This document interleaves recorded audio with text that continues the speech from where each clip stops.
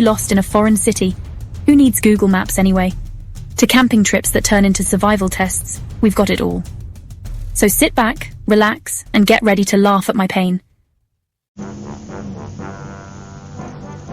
So picture this. My best friend and I, bright-eyed and bushy-tailed in a brand new city. We're talking cobblestone streets, charming cafes, the works. We're feeling adventurous, so we ditch the phones. No Google Maps for us. We're going old school. Big mistake. Huge. We wander around convinced we're on the right track, but after an hour of walking and walking and walking, we realize we're hopelessly lost. We try asking for directions, but no one speaks English. Or maybe they do, and we just didn't understand their accents. Either way, we're doomed. We finally stumble upon a friendly face, a street vendor selling hot dogs. And guess what? He spoke English, our knight in shining armor. Okay, so maybe city slickers like us should stick to cities. Because our camping trip, let's just say it was an experience. We decided to rough it, connect with nature, you know the drill. We packed the bare minimum, or so we thought. Turns out bare minimum for us meant forgetting the tent poles and the sleeping bags and the bug spray. We basically had a lighter and a bag of marshmallows. We tried to make the best of it though. We tried building a shelter out of branches and leaves. Spoiler alert, it collapsed. We tried starting a fire. The lighter broke. Yeah, it was a disaster. But hey, at least we have a funny story to tell.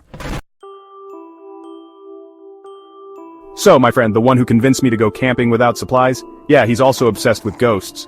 So, naturally, when we found ourselves in a spooky town with an even spookier haunted tour, he was all in. Now, I'm not saying I believe in ghosts, but I'm not saying I don't believe either. Dude with a long white beard and a voice that could curdle milk. He's telling us all of these spooky stories, and I'm trying to play it cool, but inside, I'm freaking out.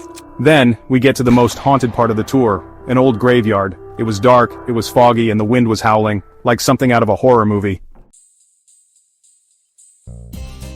You know those picture-perfect vacations you see on Instagram? Yeah, this wasn't one of those. I'm talking about the kind of trip where everything that could go wrong did go wrong. It all started with the flight. It got delayed, then delayed again, and then finally cancelled.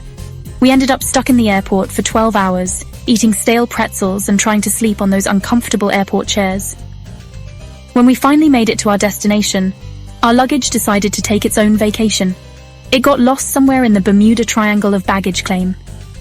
So we spent the first day of our perfect vacation in our sweaty travel clothes, desperately trying to track down our belongings.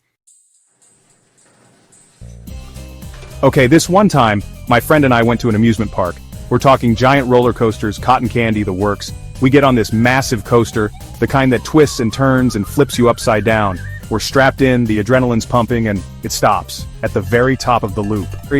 So there we are, hanging upside down, hundreds of feet in the air, staring at the ground.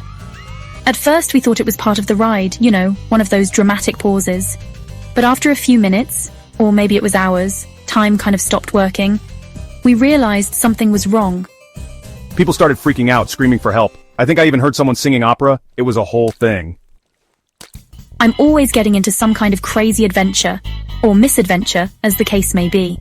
Hey, if you've got any funny travel stories of your own, share them in the comments below. I'd love to hear them.